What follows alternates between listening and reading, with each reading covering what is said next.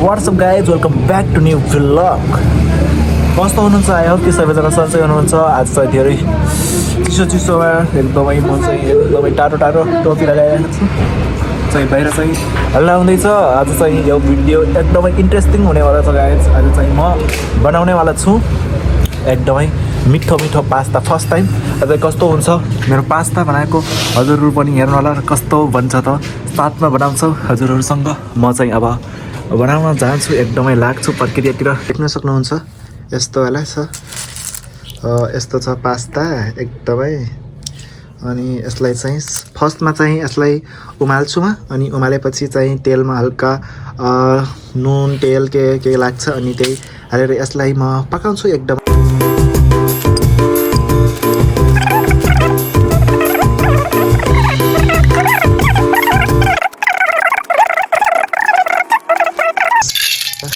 यो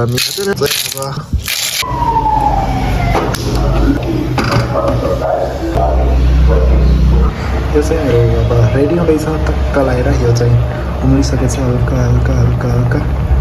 हल्का उम्लिँदैछ ग्यास चट्टिरहेछ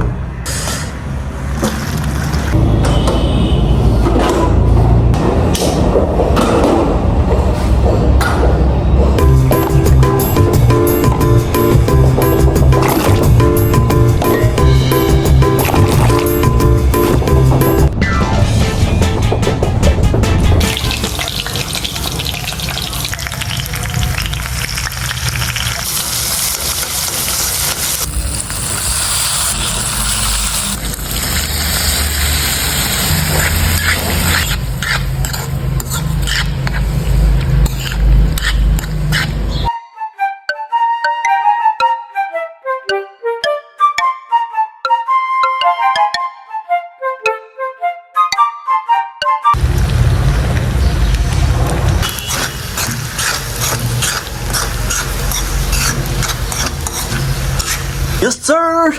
हाम्रो चाहिँ पास्ता चाहिँ रेडी भइसकेको छ गाइज देख्न सक्नुहुन्छ कस्तो पाकेछ यो चाहिँ हो हाम्रो पास्ता देख्न सक्नुहुन्छ गाइज मैले पकाएको पास्ता यस्तो छ एकदमै रेडी भइसकेको छ एकदमै पिरो चिल्ली पाउडर ए अब चाहिँ मजा आउँछ गाइज यसलाई चाहिँ म चाहिँ यसमा चाहिँ हाल्छु हल्का यसलाई टेस्ट गर्ने कस्तो हुन्छ त रज भाइ खान्छौ कि नै कस्तो कति धेरै खान्छौ यसमा खान्छौ कि यसमा अब यति चाहिँ म टेस्ट गर्छु फर्स्टमा कस्तो छ र हजुरहरूलाई म भन्छु कि कस्तो बनेछ भनेर होइन अनि यसलाई हामी टक्क लगाएर यसरी लिने अनि